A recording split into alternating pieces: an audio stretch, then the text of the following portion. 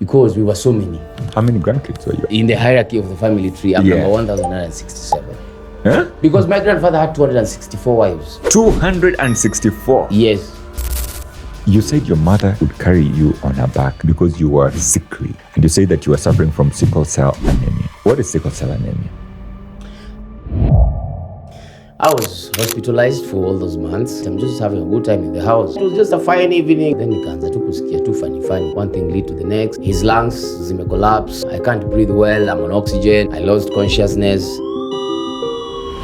Here I have a pair of scissors. You decided to go and snip. Oh, I'm not allowed to say that on this show. I assume we'll just scare you. Is it reversible? And my opinion is this. Look at this awesomeness. Yeah. I look good. I saw a photo here of you in... Yeah. This is the most paying advertisement I've ever done. But I was paid well. My brother, a nigga gotta make some bucks. Hey, I think this episode will bring some value to you. If you haven't yet, please do subscribe. It is completely free and it directly supports more content like this.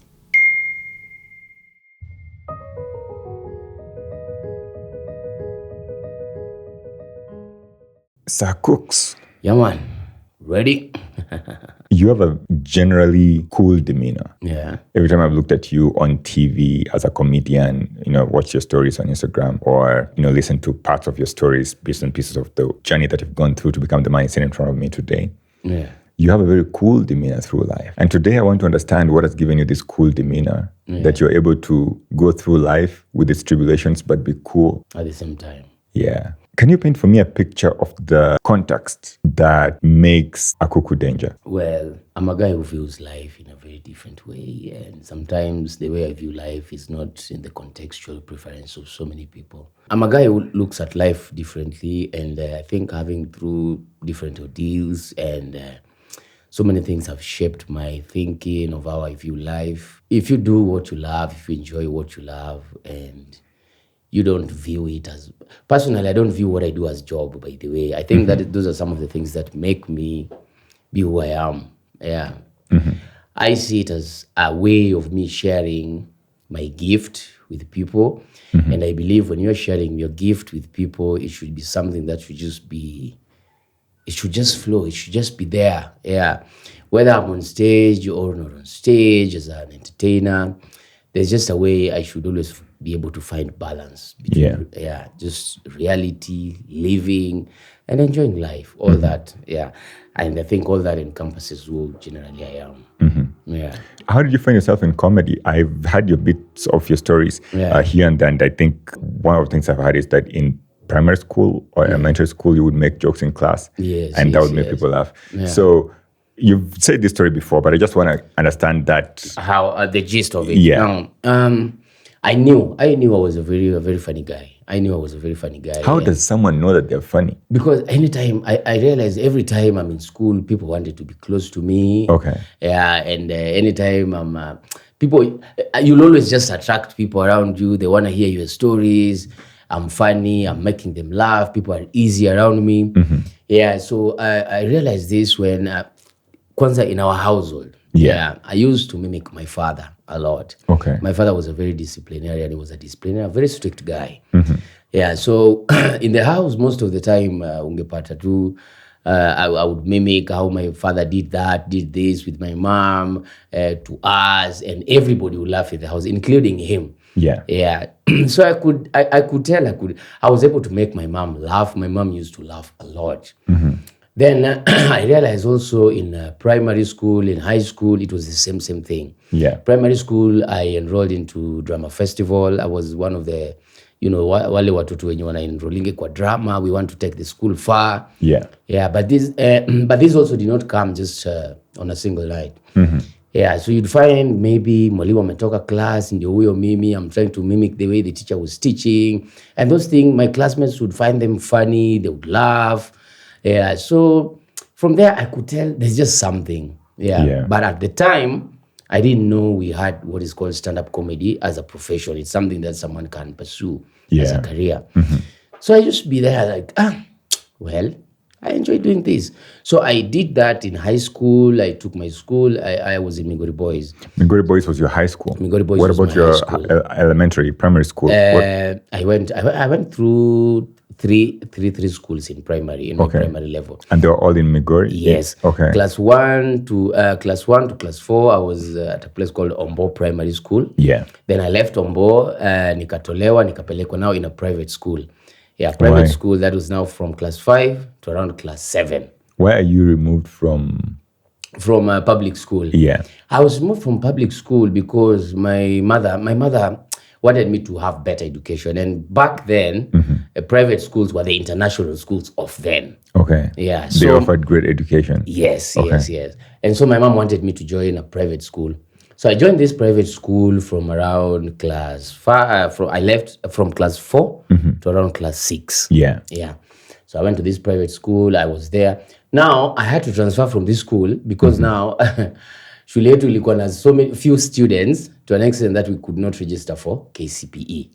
So I had to go back to a public school so that I can register for KCPE. You continued studying in the private school? Yes. So you studied in the private school and then at the end of the year, you go back to the public school to take your exam? No. No.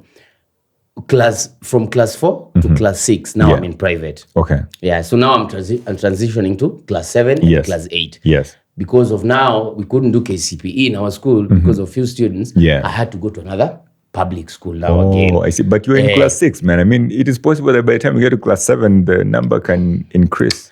There was no hopes. There was no hopes. But it was a good school nonetheless. Yeah. So I leave this school. I go to Onyalo Primary School. Onyalo Primary is now, that is where I did my KCPE. I know a little bit of Luo. Yes. Onyalo, does that mean I can? Yeah, okay. I can. Yeah. Loosely translated. Yeah. It means I can. So I joined Onyalo Primary from class 7 to class 8. That's where I do my KCPE. Then I get called to Migori Boys. Yeah. Yeah. Within the same area. It's still in Migori. Now, let me ask you. Yeah.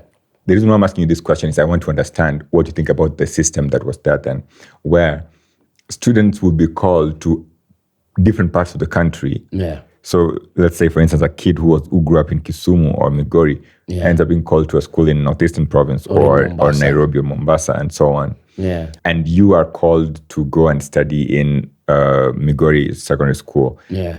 How does that make you feel when you see your colleagues probably going to other schools that are away from home? Yeah.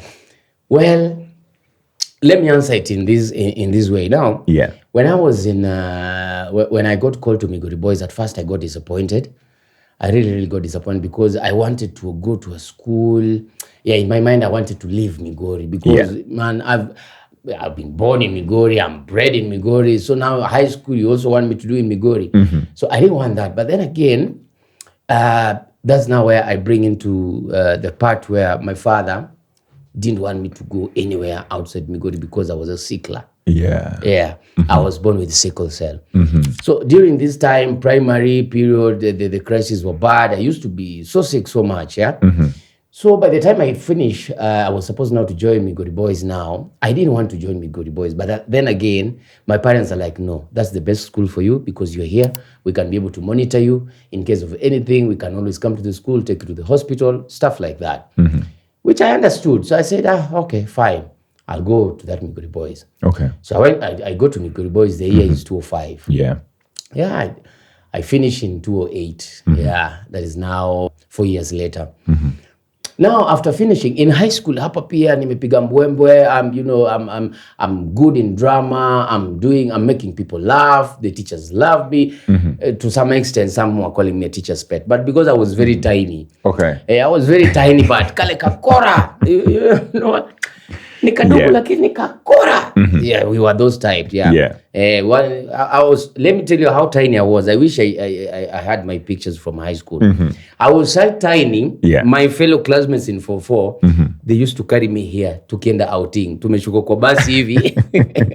Let's put up a picture of a kid being carried. So the huge guys we had in our class, some already were bearded. And you're in Form 1 or something at this point? At that time, I'm in Form 4, Form 3. I'm still tiny.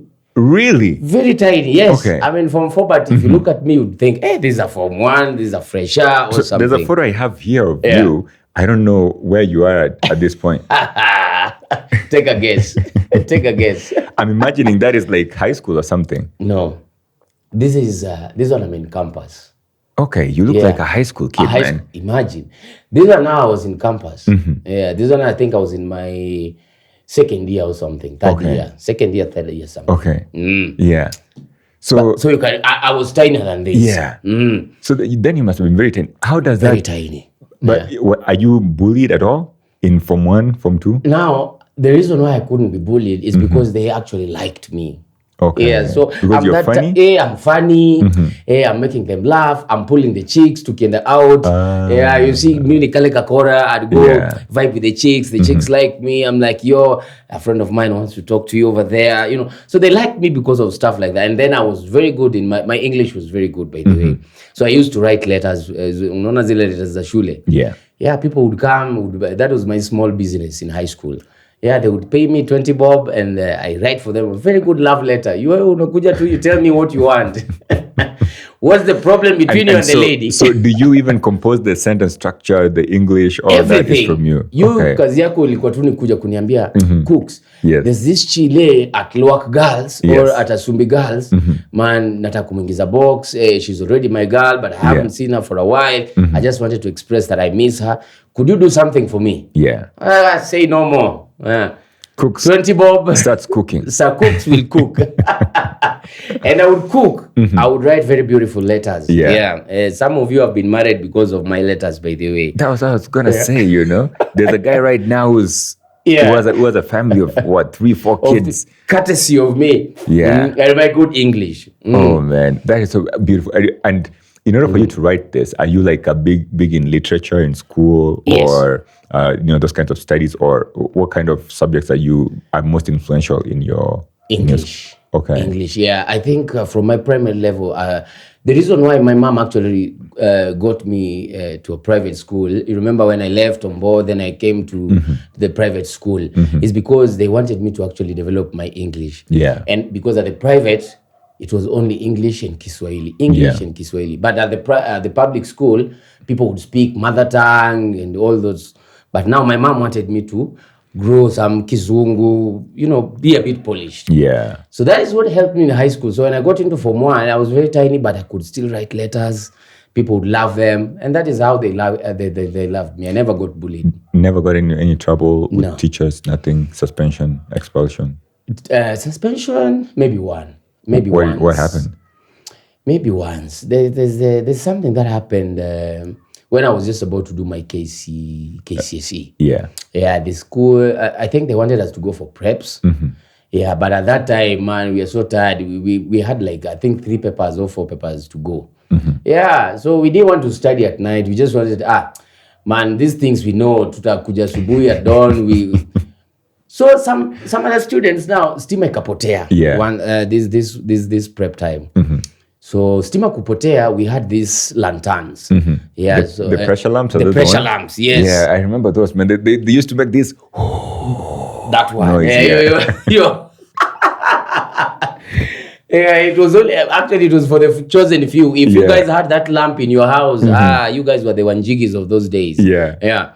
So they called the prefect to go and do those pressure lamps and everything. Yeah, so in return, because we didn't want to go to classes, we ended up tulivunja hizo mataa zote kwa ofisi. So there was no any other backup lights. We just had to go and sleep. Yeah. So when it got to the morning, word got out, it was the Form 4s, who were there, even you, principal, I'm very tired, even you. So I got suspended because you of are that. the ring leader probably in the first place. Long story. But so I got suspended because of that. I ended up doing my other papers outside school. Yeah. But I still aced them. Yeah. So you were expelled then? Is it? No, suspension is for 2 weeks. Yeah. 14 days, yeah? So you were suspended during the exam? Yes. So I was doing the KCC, then I go back. I couldn't also go back at the same time, go home at the same time. Yeah. So me and the friends, the gang. You rented a home? We rented a home somewhere in Migori. So we were operating from there. We go do the exams, we come back. Yeah. So I think that's the only time that I ever got suspended. I think there's a couple of things you've mentioned here, and I guess we're going to circle back to them because you've touched them lightly, but I know they impact your story very strongly. Yeah. But I mean, we can go on. So you end up in Multimedia University, which is where you go to school. Yeah. And you graduate there with a degree in journalism. Yes.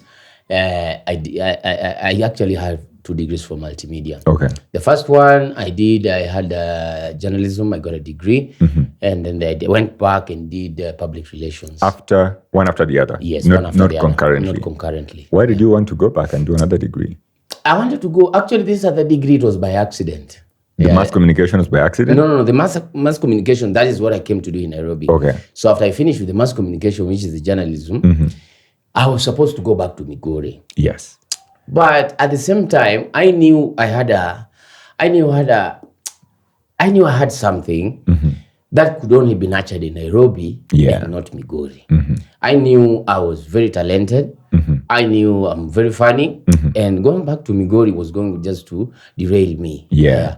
So I had to come up with a lie, because at the same time, I can't tell my father, continue paying for me fee here or pay my rent. I mean, Nairobi, I'm hustling, just pay my rent. It wasn't going to be easy. Yeah. So I had to lie to him and tell him, because of the degree that I did, it's only going to be marketable if I add another degree on top. And what are the degree? I think PR is very, very much marketable if I combine it together with the journalism. Is journalism what you always wanted to do? Yes. I wanted to do, yes. Since when you were a kid? Yes. Okay. I wanted to do journalism or law. Okay, journalism or law. Yes, but I couldn't. I did not. My marks could not allow me to do law. Okay, but you had the Spanglish. You could speak the English. You can still speak the English. Your Honor, the jurisprudence. Yes. Okay, but somehow you didn't end up in that direction, and so you decided to go, into journalism, which was your other passion. Yes. And so why PR? Why not a master's in journalism, for instance? Now, when I finished that, I wanted PR because with PR, I knew PR, I could end up in so many organizations apart from just the studio. Apart from just the radio, the TV, I knew I could still end up in other organizations working as the PR, stuff like that. And also for my own company, I would be my own PR specialist or something like that. Yeah. So that's why I chose PR. I see what you mean.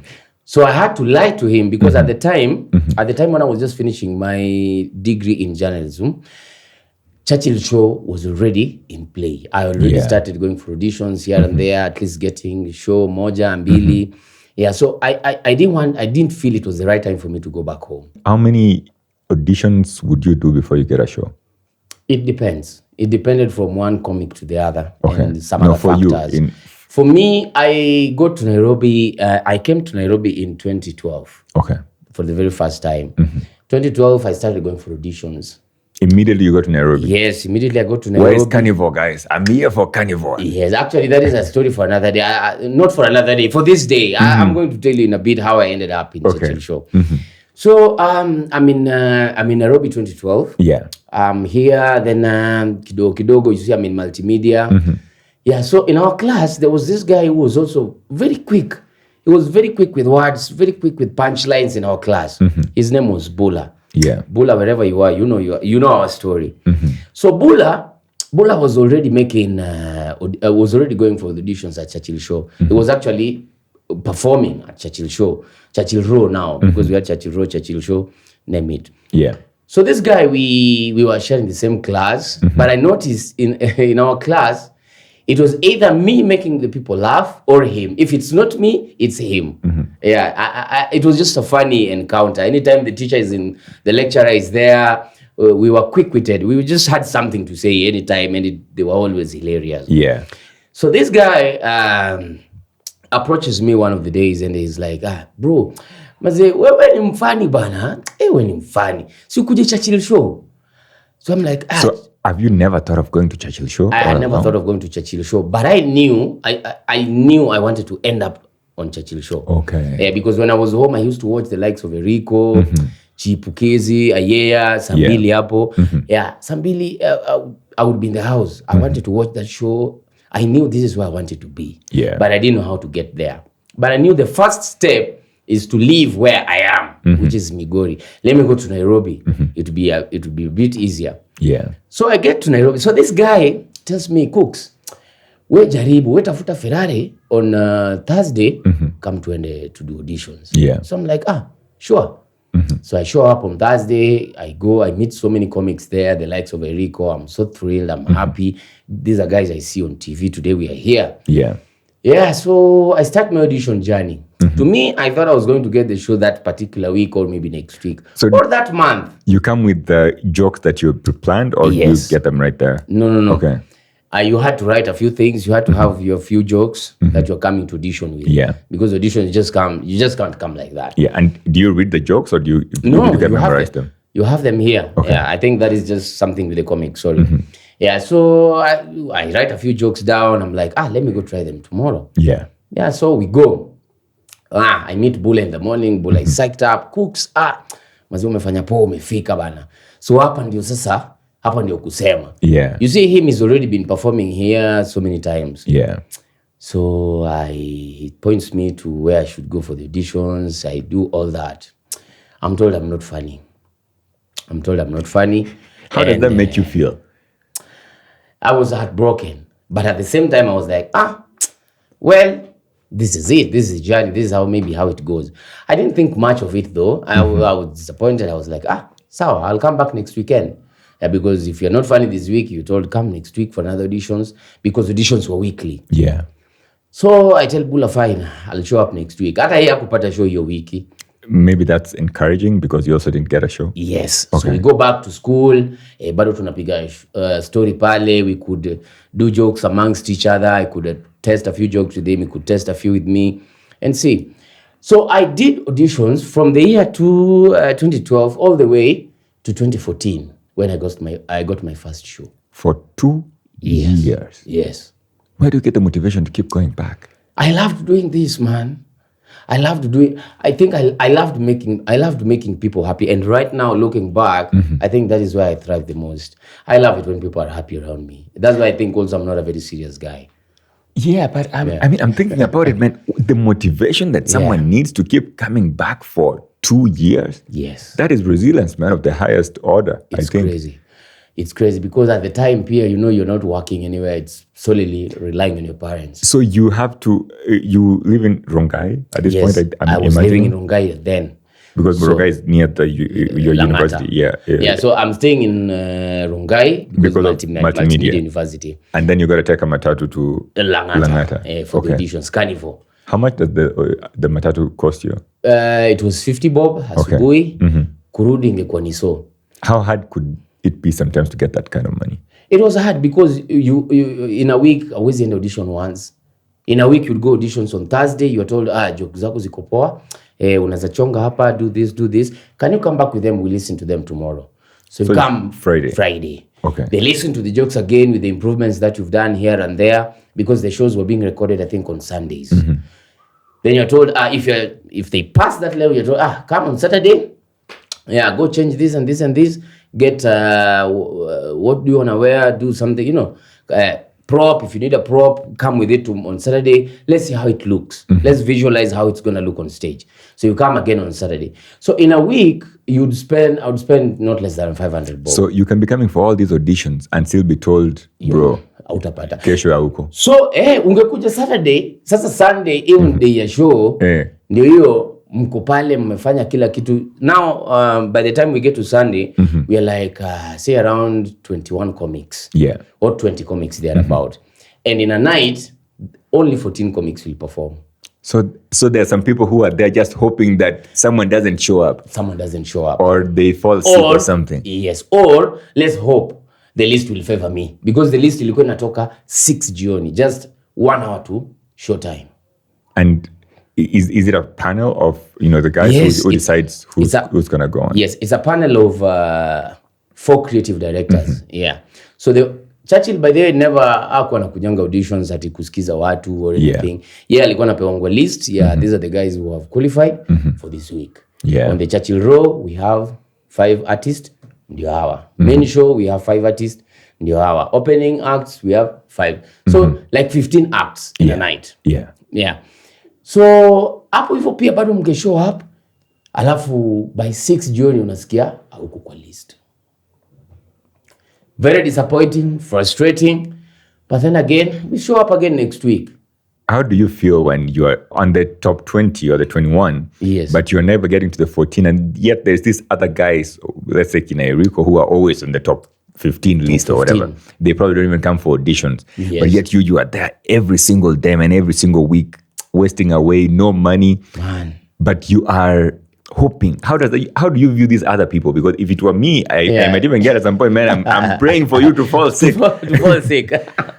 No, with comedy is it's a funny art. Like if you're funny, you're funny. If you're not, you're not. So hata wewe when wataka kwa list utaona yenyewe sasa hapa wanitolee nani wanieke. Utapata kwa list Genuinely there are some people who are, let me give you for example, who are not funny. Let me give you for according to you. But maybe they have names. Okay. Ungepata in a list tuko na Ayeya. Yeah. Tuko na Chipukizi, Eriko Mondi, Teacher Wanjiku, Mamito, Dr. Fweneke, Apollo Gutu wa Kimani. Just to mention, I already nimefika 8. Yeah. That means I only have 4 comics to add. Alafu hiyo list imeisha hiyo. So kwa hiyo list hata wewe unaonyeshwa na director Cooks, nikutolee nani hapa nikuweke. You're like, okay, fine. I'll come when you guys want me on the list. Yeah. So I continue doing this. I got my first show in 2014. Yeah, so in 2014 hapo so ikafika 2016. 2016 nikapewa show. Okay. What does that mean?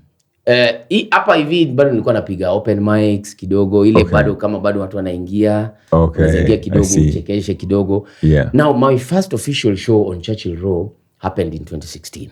That is 4 years. Yes, and it was a disaster. First show was a disaster. What happened?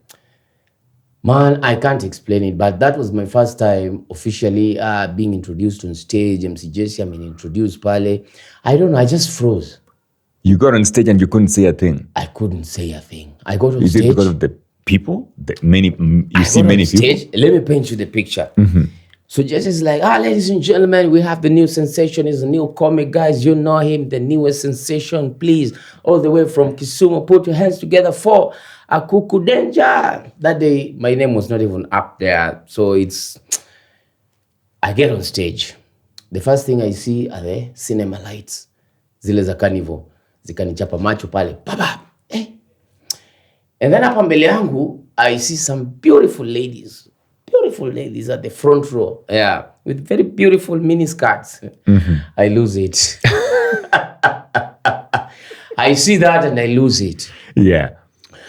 I remember I just greeted everybody for almost 5 minutes. VIP, you guys are okay? Hey, regular. Please make a very big round of applause for the DJ. Wapi makofi ya Churchill. I did all that, trying to remember what I'm supposed to say. Nothing came. Yeah. I had to leave stage. I got so disappointed. I didn't say anything. So you didn't say anything? I didn't say anything. Everything went clean. I didn't. So I get off stage. Nikapewa fare yangu ya kurudi nyumbani. Hiyo time fare tulikuwa tunapewa 1,000 bob. It was a lot of money then. 1,000 bob. I was like, fine. I went home crying. I was crying. I cried. How old are you at this point? At this point, how old am I? In 2016. No, 2016 minus 1990. That is 26. Thereabout, yes. A 26-year-old man was bawling because he was frustrated and couldn't perform on stage. I couldn't perform and couldn't speak on stage. Yes. Man, I've never felt like that. Must have been very disappointing. I've never felt like that. Was there anybody in the crowd who knew you personally? Of course, but that one I came to know later on. Okay. Yeah, how about the other comics? What do they say anything to comfort you? Like when you walk, you go back to the backstage. No, in comedy, people don't comfort each other. We don't. If we comfort you, you become lazy. You told the way it is. You see the way it is. They told you, man, you bombed there. That was just bad. like, bro, next week. Okay, so I mean, that's they sort of marinated you a little bit. I mean, you're gonna do better next week. That's the much they could say. Yeah, even the directors are like, Cooks. Yeah. Next week. Yeah. I never came back. It destroyed me so bad that particular night. I never came back to Churchill show again. I went away for close to, again, another 2 years. I went back, nikasema, let me finish my school, kitu nilileta in Nairobi. So I went back to school. So during the time, I'm in campus, multimedia, I'm still very funny. I'm still killing it. Weddings here and there, I'm an MC. I go there, I make people laugh. School, I make people laugh. These cultural days, Mr. and Miss MMU, I still make people laugh, So it used to bother me because every time I go and I attend these people, everybody would come and like, hey, Cooks, man, you're so funny. You made us laugh. Why are you not on Churchill show? So that question kept bothering me. Why are you not on Churchill show? Why are you not on Churchill show? Yeah. Because at the time, Churchill show was the thermometer. Yeah. Of funniness. Yes. If you're funny, you had to be on Churchill show. Yeah. So there was no shortcut. I had to go back to this Churchill show. So during this time, I'm still campus.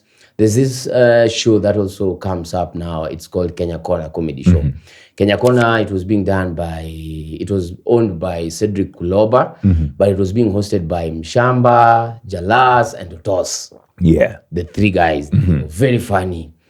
Yeah, so this time, at least napiga show huko kidogo. And then they started performing at Hilton. And you see Hilton Hotel had this kind of clientele whereby it's just white people. Or if they're not white people, they're people, English-speaking people. Yeah. So your Swahili jokes can't cut it there. Yes, Swahili jokes out. Yeah. So I had to retrain now. I think Kenya Corner now became my boxing arena. Now that's where I had to now try to learn how comedy actually works, how to write, how to see your audience, all those tiny bits of what comedy is. Yeah, and also now I was performing in English. I was making them happy in English and everything. Yeah. So I did this for quite some time. Then one day I'm like, this question kept now bothering me every now and then. Akuku, go back to Churchill show. Then I said, fine, I'll go back to this Churchill show. And if it doesn't work out, man, I'm not going to do this anymore. Yeah. So I go back to Churchill show. So when I go back to Churchill show, man, my first show, nilipewa. I went back to the auditions. Cooks, you're back. You're back. They knew now you're cooked. Yes, they knew now. I've cooked. At this point, have you done? Was this around the same time? This one. Okay. At this point, I have performed. Okay. So many shows now, Churchill show here and there. Okay. Yeah, so I go back to Churchill show, man. I killed it. My first show, it's on YouTube. I'll show you. Yeah. I killed it. It was English from point A mpaka mwisho. We will link that video in the description to this video. Go down there and check it right now. All right. So I do that. Hopes zikarudi. Nikasema, now I can do this. Yeah. So from there, we started now doing comedy. Yeah. And here we are. Beautiful. Yeah. I wanted to understand something as you're talking here. When you were rejected, at that point that you rejected, was there a point that you felt, man, I think this is not for me. Maybe I don't belong here. Yes. Bro, I got so dejected. I got so dejected. I felt so bad. That particular night, man, I cried. I even said, Churchill show is a hoax. Maybe they write jokes for these people we see, the likes of Enrico, Nani. They're writing jokes for them. There's someone in their ear speaking to them. Yeah, or maybe they're being given jokes by the creative team. Sisi ndio tuparare. Yeah. So it's my sister and a friend of mine who actually encouraged me. Don't mind, it's gonna be well. But I was really, really down. That's why I never went again for 2 years. I'm even feeling bad because you'd given so much effort into this. 2 years, and maybe sometimes you probably even had to borrow money to go. Good thing my father used to support me so much. Okay. My father was a very big supporter of me. Yeah. Because did he know that you are a comic at yes. all? Okay. Yes. So he supported your dream. Yes, he supported my dream because when I was in Migori, Him, he could also just hear from his friends and maybe people from around Migori, hey, kijana yako ametuchekesha hapa mahali tulikuwa na governor sijui wapi ametuchekesha. You know, those are small functions here and there. I'm called, you know, zile function unaona watu wamegather mahali and you're like, hey, naweza perform kidogo for free, si lazima mlipe. Sawa. And then I make people laugh. So he knew I was funny, but he didn't know exactly what I was doing. Your dad seems to have been a very big supporter of your dream, especially, you know, in your uni years. Yes. In my uni years, he was a very big supporter. I have a picture here of you graduating. Yeah. And your dad is right there with you. With my sister. Yes. Yes. This is when I just, now this is when I graduated from the PR, public relations in 2019. Yeah. And all along he was very supportive. I mean, I have more photos from the same day, I believe. I think there's another photo from the same day as well. Same day. Yes. This was a very beautiful day with my father. Yeah. And there's a photo of him by himself over here too. Yes. Man, you have no idea how this day ya graduation, anza nikupe story fulani, sijaipea mtu hii story. Bro, hii day ya graduation, my father alikuwa ametoka Siaya. He was working in Siaya. Home ni Migori, but he was working in Siaya. So my graduation day kafika, and then my father had to travel overnight na basi akuja asubuhi in Nairobi. So kukuja, alikuwa ni he came, my sister also came. We were a family, a handful, say around 8 people there about. Family kabisa. Man, father yeye alikam, hakuwa na anything in mind that is due tupige sherehe ama hata kunipeleka lunch ama nini, you know, yeye alikuja tu, hey, my son is graduating finally. So this day he comes, already now here nilikuwa nimeanza kujilipia rent peke yangu, by the way. So he came, bro, nilikuwa nimesota. Day ya graduation yangu nilikuwa nimesota vibaya sana. I had nothing, vibaya. But nilikuwa tuna do ya kunitoa kwa nyumba, yeye kumbeba kwa Uber, kunitoa kwa nyumba mpaka the venue na kuturudisha kwa nyumba. So we went, did the graduation. So hapo around saa 8 the graduation is done. Now watu unaona familias wengine wanabebana wanaenda sijui sherehe wapi. Some people are doing, dad, can you do Kempinski, you know, stuff like that. Mimi mzezu nimesota. Lakini God ni nani? Kulikuwa na client alikuwa na pesa yangu fulani. So on our way home, tuko tu kwa Uber tunarudi home, me, father and my siblings. Hey, bro, nilikuwa nimesota. Then someone alinitumia tu pesa yangu fulani, alikuwa na deni yangu almost 50 Gs. Bro, sijai treat my father like that. This picture is always very sentimental to me. Tulienda tulipiga sherehe na father. I enjoyed my graduation. So it's always one of those sentimental days. I think it speaks to the value of fathers in our lives here. Because I'm very impressed that your father was a supporter of your dream as a comic, that he supported you through that, of course, through education as well, because education must have been very important to parents at that time. But I'm impressed that he was able to stand by you through all this. Bro, alikuwa ananitumia hadi fare ya kwenda auditions. Saa zingine sina hata do ya kukula kwa nyumba, lakini I would tell him, nitumie tu 200, hiyo imenitosha tu kwenda audition leo na kesho.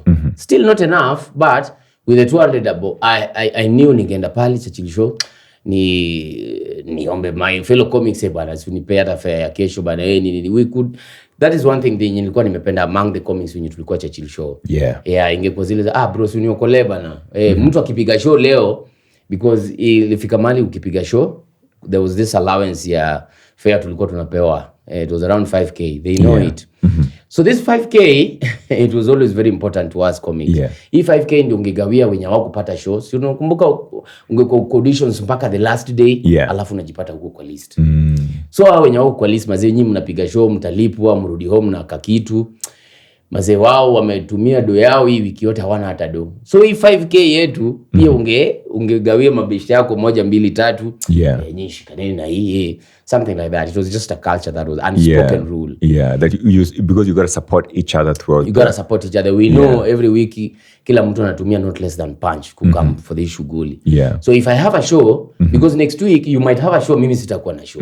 I would want the same treatment. Yeah. And so the 5,000 was given to the guys who are on draw. On everybody who was going on stage. Even the ones who were going on Churchill show. Everybody, including Eric Omondi and the likes. Okay. Everybody was. Hii time ilipata kama Eric sasa ashatoka Churchill show actually. Oh, okay. But everybody who was going on stage alikuwa anapewa 5K. Yeah, I mean, I'm only wondering. Yeah.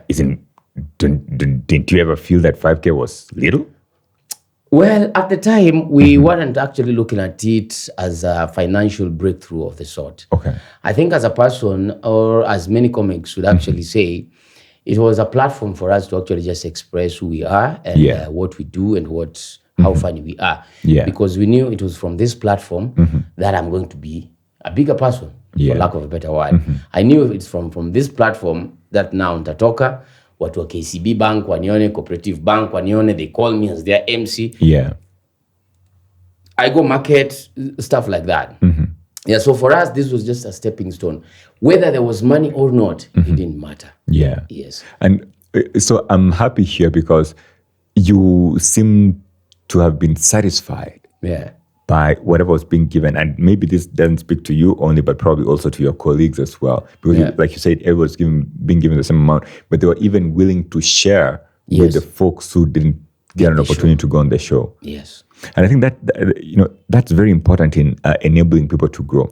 But, we were talking about your dad here and, him supporting that dream. And you shared with me, I mean, not necessarily with me, but I've had you share before, but even when we were having a chat with you on the phone about your father's passing.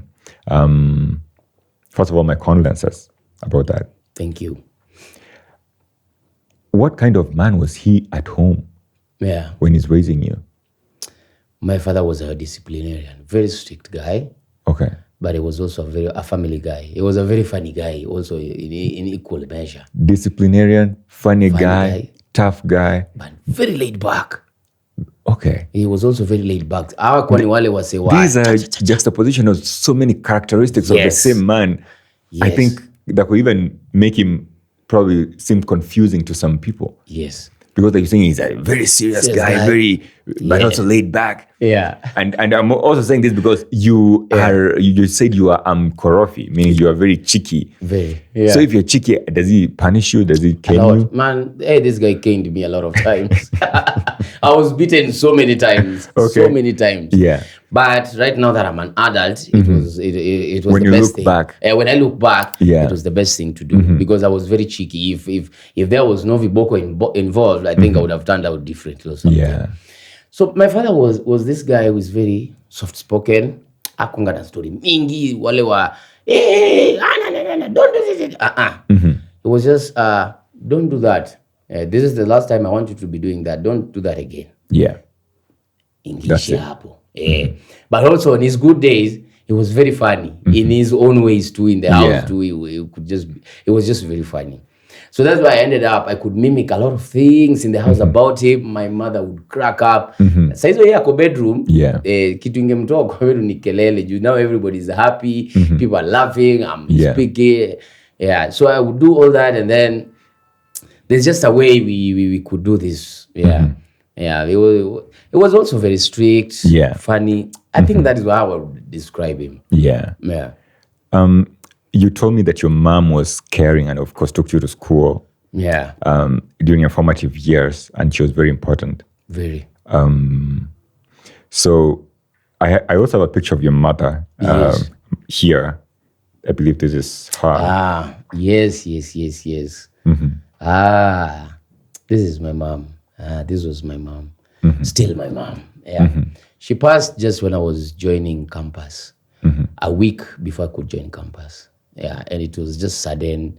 She just fell sick like today, and then the next day she was normal. It was as quick as that. Yeah, but my mom was a very, very important part of me. I think in Migori, people knew my mom more than my father. Yeah. Yes. People knew my mom more than my father. People did not even know my father that much. That's how laid back he was. Yeah. And also because he was never around. Sana, yeah. He's a guy who used to work outside the country, would come a few days, go back. Yeah. But I was stuck with my mom for the longest time possible. Yeah. I think the reason why, I think everybody's like that with their mom, but mine is a bit more close to my heart because my mom, when I was sick, I told you I was born with sickle cell. Yeah, so when I was born with sickle cell, so many times I did not go to school with my fellow classmates. I never sat exams with my fellow classmates because during exams, I'm very sick. I cannot walk. I cannot do this. My mom used to carry me on her back all the way. People who know Migori, the distance from Banana area all the way to where Ombo is and back. My mom would carry me on her back, take me to school, wait for me to sit the exam, carry me back home.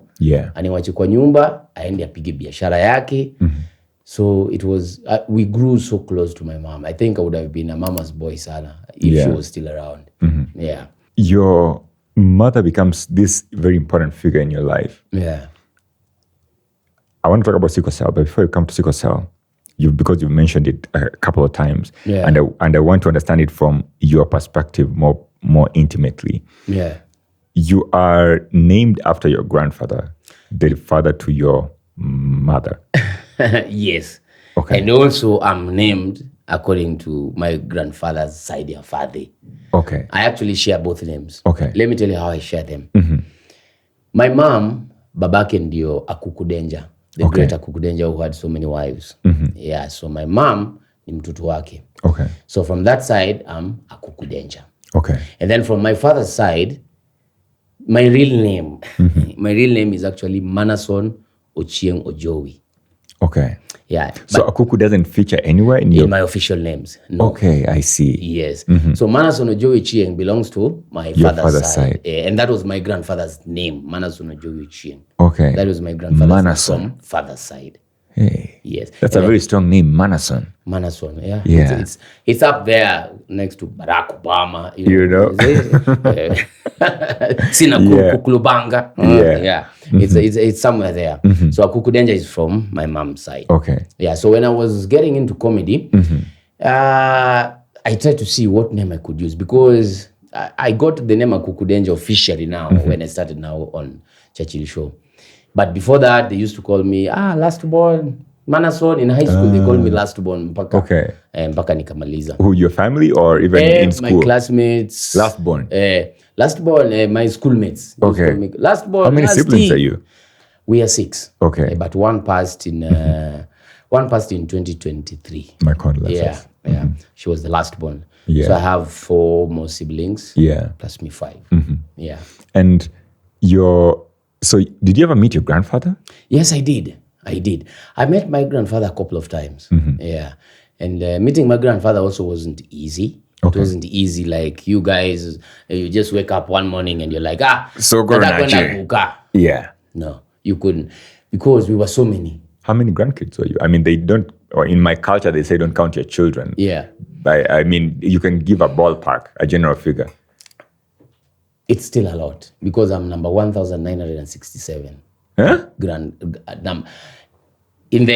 In our document in the hierarchy of yes, I'm number 1 in the hierarchy of the family tree. I'm number 1,967. 1,900. So let's round it off to 2,000. Yes, you're number 2,000. Yes, give or take. 2,000. Give or take, bro. Yeah, because my grandfather had 264 wives. 264. Yes. My grandfather had 264 wives. A year has 365 years. Yeah, 365 days. Sorry, 365 days. Yes. So how many children are born in this family every year? My shosh, mwenye amezaa mamangu is number 42. Wife number 42? Yes, wife number 42. She passed recently, Pia, by the way. Yeah. So when you are going to meet do you like make an application? How is it? Paint that picture for me. Let me paint you a picture. My grandfather had 264 wives, and out of the 264 wives, the first wife was like the chief custodian. And the work of the chief custodian, everything that happens within the family had to pass through her before ifikie Akuku Danger. So that goes without a say. If we wanted to see my grandfather, we had to book an appointment through the first wife, who will in turn tell my Guka that your grandkids want to see you on such a day. And with them, they have promised to come with 2 kilograms of sugar, 2 kilograms of flour, blah, blah, blah, blah, blah, blah, blah, blah, blah, blah, blah, because you had to carry something when you're coming to see your grandfather. So that is how it was. In my case, when I go to see my grandfather, I am the one who receives stuff. Hey. So in your case, when you go to see grandpa, we have to take stuff. You're the one who's taking stuff. Yes, and if you showed up without a staff, he wouldn't get out of his bedroom.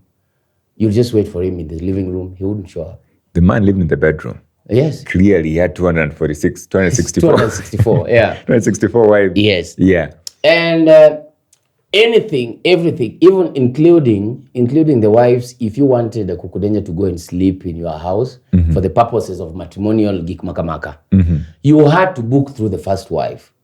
The first wife is the one who could tell a Akuku Danger, wife number, blah, blah, blah, blah, ovulation week, please make your way. Then he would leave the house of the first wife, go spend 3 nights there, and come back to the house of the first wife. Yes. And then if duty calls again another wife, he would go spend there another 2 nights, they come back to the... Yes. I don't know if you can tell me this, but how did your grandfather end up with so many wives? I once asked my grandmother that same question. I asked him, you are number 42. Already you saw there were other 41 wives already in this house. Yeah. Why? He told me, Akuku Danger was a very handsome man. He was a dancer. And he had a lot of money. He had lots of shambas and he had lots of these, these 2 Beetle cars, these Volkswagen. Yeah, Volkswagen Beetle. Yeah, he used to have lots of those. And these matatus are where you go. Face me. Yeah, you look familiar. Yeah. We used to have those. So I think those are some of the things that made the women actually like him and stuff like that. And also, let me give you a funny bit. Akuku, most of the wives, some of them are sisters actually.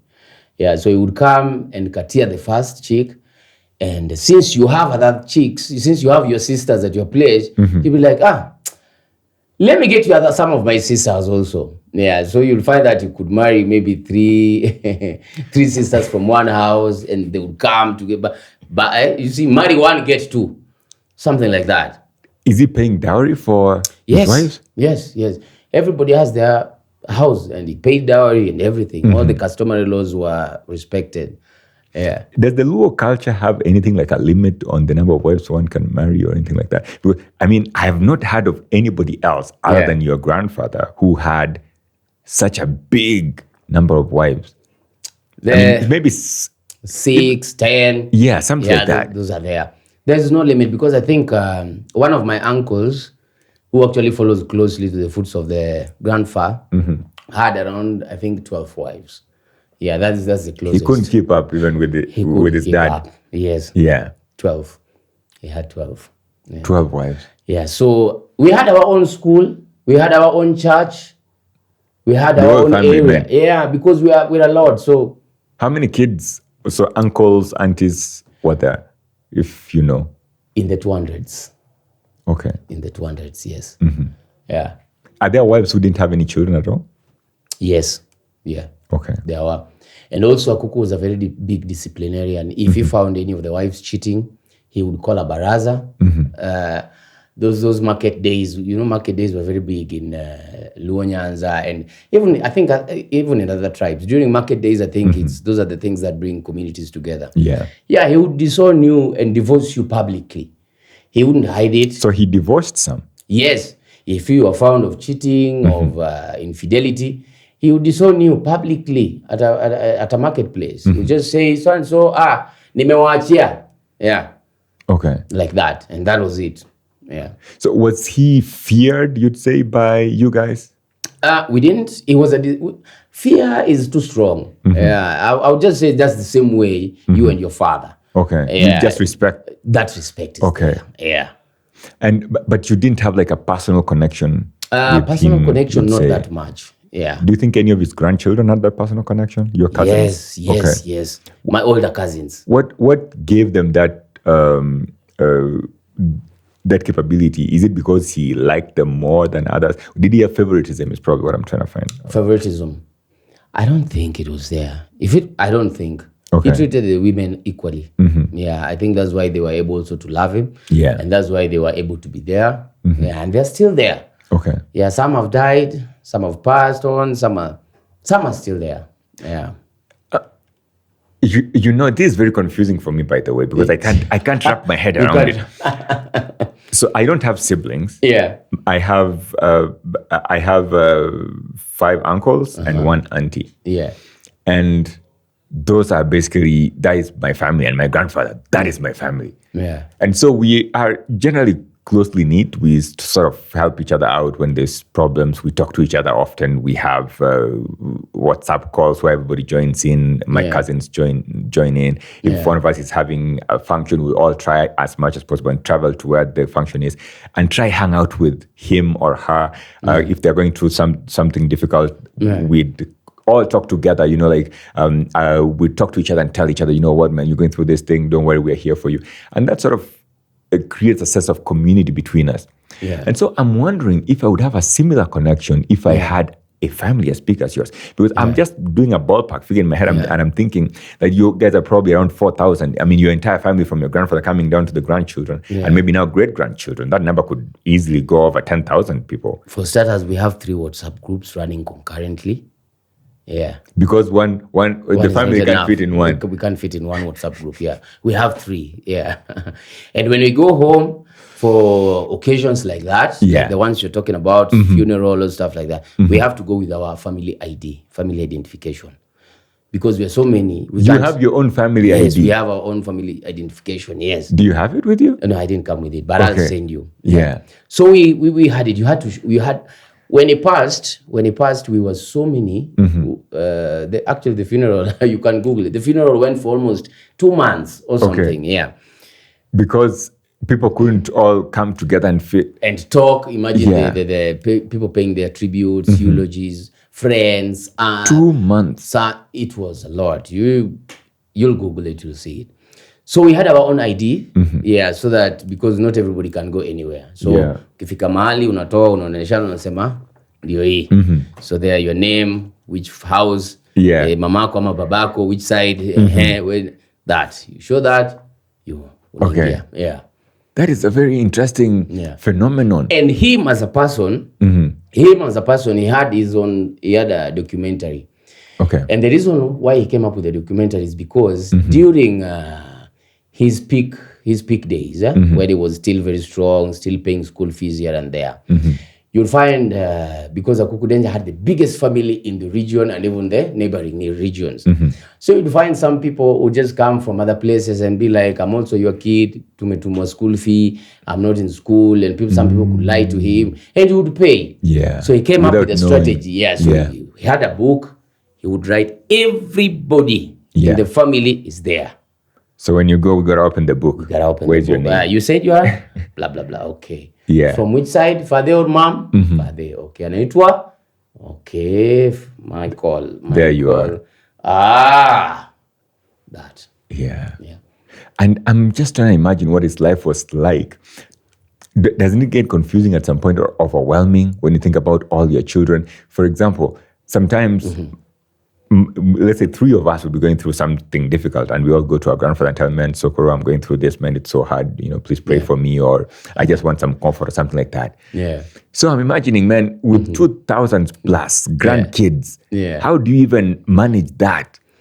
Even when they come to you with their sugar and their salt, but they are also coming for some blessing or some they need some comfort or some advice. Don't you even get confused at some point, man? These people are too many. Too many. I think, no. He used to cut his coat according to just how it is. Yeah. I think, because now we are also used to that. So there's no way you'd want to see him today, tomorrow. We just knew how it's going to work. So we grew up in... It was normal for us. It was just normal for us. Yeah. And I think I kind of like the fact that you guys seem happy and okay The way the family was, or closely knit together. Maybe not closely knit together, but you seem to have figured out a way of living together. Of living together. Yeah, and that's why I normally say polygamy works and monogamy works at the same time, because me, I saw polygamy work. People were very peaceful. People were hakukuwa na hiyo kuoneana wivu or anything. It worked seamlessly. Yeah. Something interesting here that I was just thinking about. I come from Western Kenya. I come from the Gusii Highlands or Kisii. Yeah. And you also come from Western Kenya, so Luo Nyanza or South Nyanza, which is in Western Kenya. In the past few decades, maybe the past 3 or 4 decades or thereabout, HIV/AIDS was a very big phenomenon, a very big pandemic around in the region. It was very big, and I spent some time in Luo land, and sometimes we would drive through some villages and would see entire villages ravaged by the disease, and the entire village would be empty, or you'd be told there's only one kid who remains here or something like that. Yeah. So your grandfather is able to live, keep marrying first of all, keep having kids with his wives.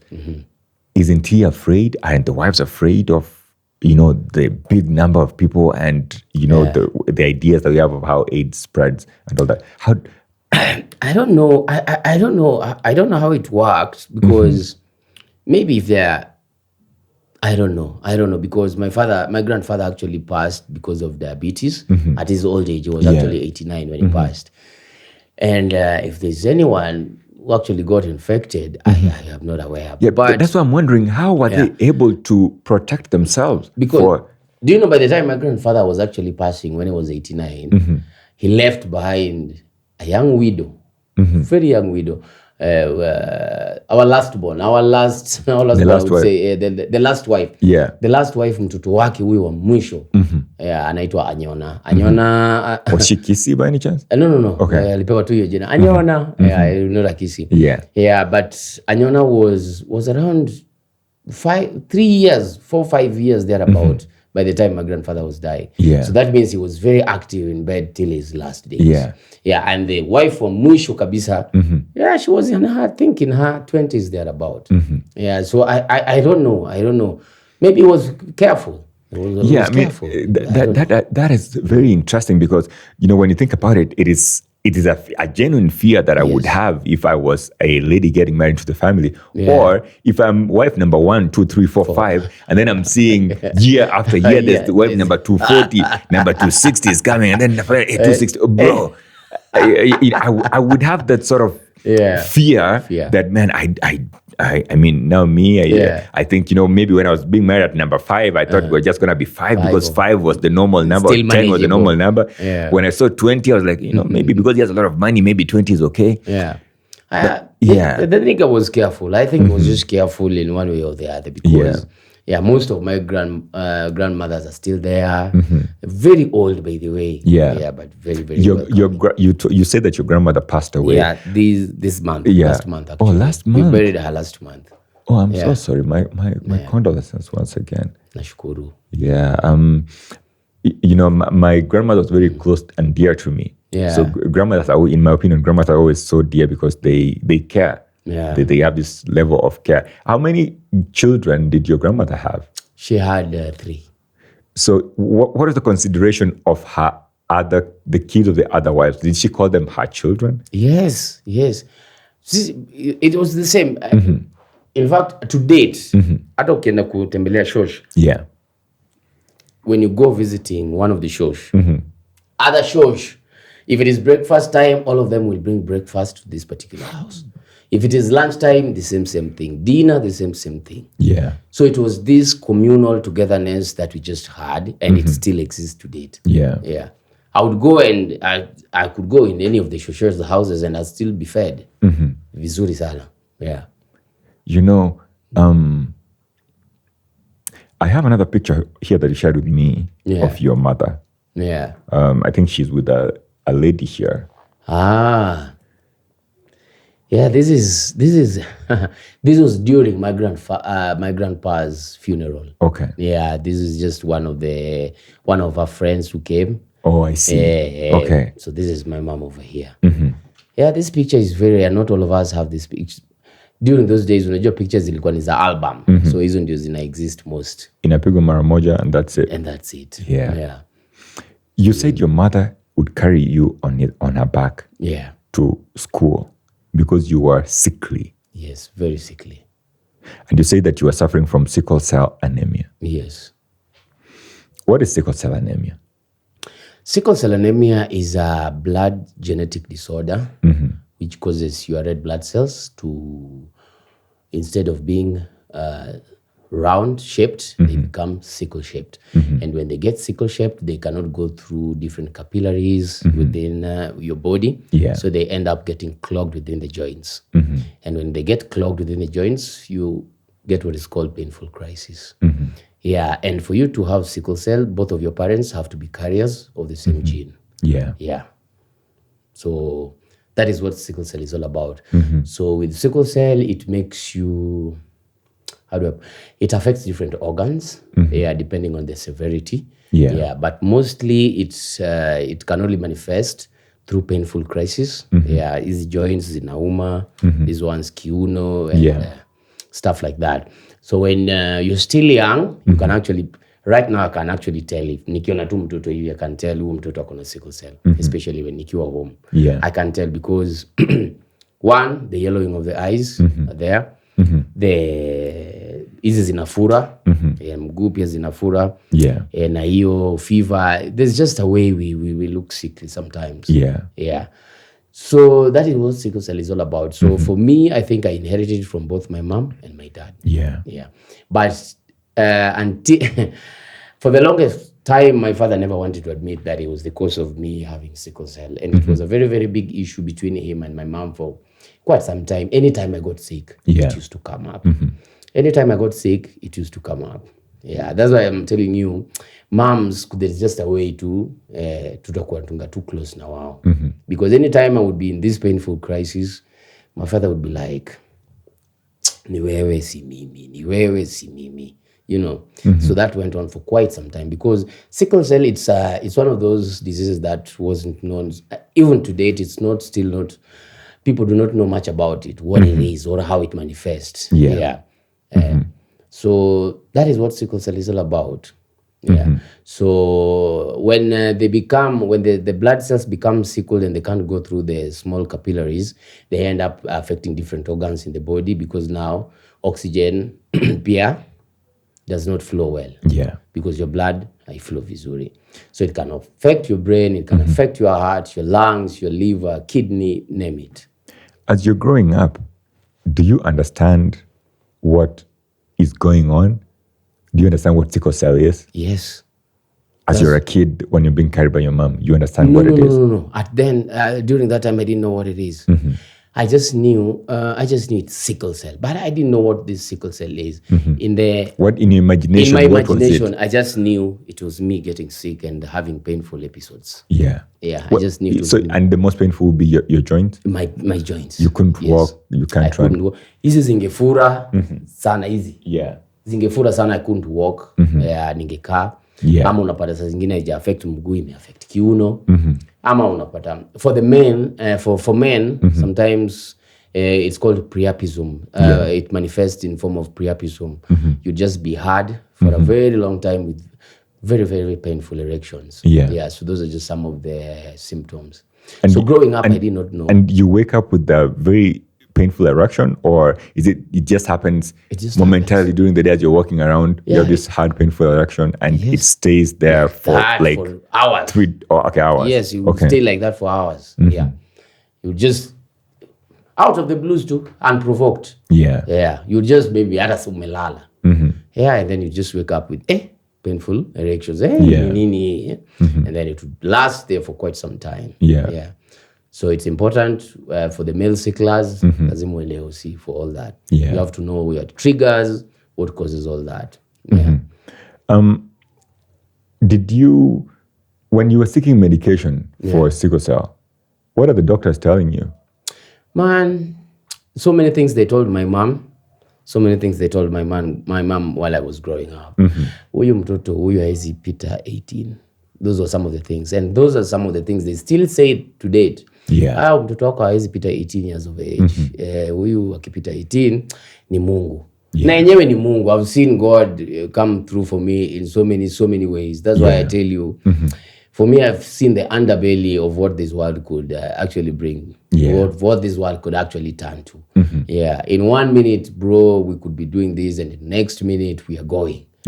So that's why I tell you sometimes I'm a very positive guy. I love to take life as it comes. I don't stress on things that I can't change. A few years ago, I'm only saying this because I think I've seen it shared. It was shared at least during that time. You were very, very sick. And I think you even mentioned that you probably flatlined for a couple of minutes. Sana, yes. That was in 2022, December, all the way to mid of 2023. I was hospitalized for all those months. Was this related to sickle cell? Yes. It was sickle cell. It was just a fine evening, just the way tuko tu hapa tunakunywa chai yetu hapa polite. I'm just having a good time in the house. Then nikaanza tu kusikia tu funny. So I go to the hospital. One thing lead to the next. His lungs zime collapse. I can't breathe well. I'm on oxygen. I lost consciousness. And I think I was in the ICU for the longest time. For the longest time. I think more than 2 weeks, more than 3 weeks thereabout. So I was at this ICU. After ICU, I went to the HDU. Nikakaa, nikapona, nikatoka. Kutoka hivi hosi, hata sikumaliza 4 days nje. I got back again. Yes. Nikakaa hosi tena for another couple of months. So while at the hospital, I was able to think about what life actually is. What does life mean? What is it? What does it mean? What is it? What exactly? Why are we here? Those are some of the things that I was actually asking myself. So, but these are things that I normally love to talk about them as to myself. These are things I normally love to talk about to myself, because when I talk them publicly, some people are like, oh my God, do the sympathy, some people are like, wengine are like, kojaba. So these are some things that I personally napendanga tu kufikiria, and when I'm alone and just think about all these. But it gave me a lot of perspective about life, a lot of it. And I think it's important sometimes, the thing you just said right now, it's important to have some time to yourself, some solitude, to just sit and think. I was hanging out with a friend of mine here, Eric Mutiso, and we were talking about the fact that nowadays there's so much noise that people have no time to think. There's so much noise. Of course, part of the noise could be even this podcast. You listening to this podcast all day long, and you have no time to even spend a minute or two to just think. Sit down by yourself on your couch or on your sofa, or your balcony, your bedroom, your whatever, even in your toilet. Just by yourself. Because nowadays, even when you go to the toilet, you go with your phone and you're there scrolling. You have no time. Even nowadays, people take so long in the toilet because not because they have a lot of business to do in there, but because of their phone.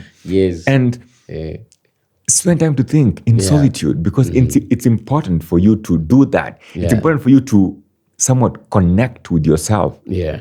How are you able to create moments like that for yourself?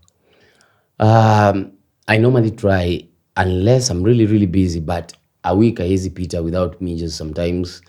I call them holy places for me. Sometimes I love nature walks. I'd go just somewhere in the bush and just chill.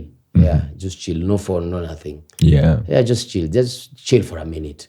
Let your nervous system relax. All that. So I normally try as much as possible. I know it's very hard in Nairobi to do all such stuff and just have time for yourself. But saa zingine ukiwa peke yako, zima tu TV, zima simu, just chill. Just get some stillness for a bit. It will give you clarity. It will give you clarity on whatever been disturbing you. Some of these things you can actually solve them just by being silent. Sometimes solitude is important. But in your moments of being unwell, did you ever feel isolated by any chance? No. You always had people around you. My family was very supportive. How important is family being around you, especially when you're in that moment, when you are not feeling well? How important is it for anyone to have family around them? Your family is the only thing that you have when everything else is gone. Yeah. When I stopped being Akuku Danger, the comedian. Yeah. When I stopped being the entertainer. When I stopped being the funny man. Yeah. The only thing that I have is my family, not even friends. Yeah. Not even the people you work with. Yeah. Job, you'll go today, God forbid, you'll go today, but this podcast will keep running by tomorrow or tomorrow by 1. Someone else will replace me. Exactly. Yeah. So at the end of the day, the family is all that you have. They can't replace you. Family will never replace you. Yeah. And so you can't replace them either. So these are the only people when the rubber hits the tarmac. Yeah. Yeah. Those are the only people that you have. There's some people who have they've separated from their families, they've disconnected, they have lost touch with family. Why do you think that happens? That sometimes people, maybe they go through some genuine trouble. Exactly. But then somehow they are not connected with family, or family somewhat disappeared from the picture. What do you think happens to those? Some families are dysfunctional. Not all families are perfect, by the way. Yeah. And sometimes some people, wanaongananga ni kama, when you are outside, you can feel like some other families are doing better than your family. Yeah. Ati simply because unaona, ile familia, wanaendesha Porsche Cayenne, wako na majieli. Yeah. Their kids are in international school, you know. You don't know the prices they've paid for all those. You don't know the price they've paid for that to happen. Yeah. So appreciate from where you stand. Yeah. Your own family, it has to start from you. But then again, not every family can be together. Some are not perfect. Some are fighting every day. Yeah. But at the end of the day, when the dust settles, it's your family that's going to be there. I think it's helpful when family is there because, in my opinion, if I was isolated from family during those tough moments, I don't think I would survive. And my failure to survive is not because the disease would beat me up, but it's mostly because my brain, my mental health would just not handle it. I don't know how you're able to maintain a very strong mental acuity, because I said you take everything with a stride. How are you able to stay mentally strong when all these things are happening? Because one, again, I told you these are my own opinions, not anybody else's, and they don't share anybody. This is mine. Yeah. One is because I'm able to stay that calm because I know that at the end of the day, zitakuja zitaisha tu. Whatever it is. Yeah. Whatever it is. You might be sick to death, but at the end of the day, it will come to pass. You'll either make it or you'll die. Yeah. Either way, you should be prepared for both because nobody's actually living out here alive. Nobody. Yeah. So the earlier you make peace with all that, then nothing will even bother you. Nothing bothers me because at the end of the day, I know sisi wote tutaenda na sisi wote we are still here. Yeah. So for the time that we are here, we can't dictate that. Yeah.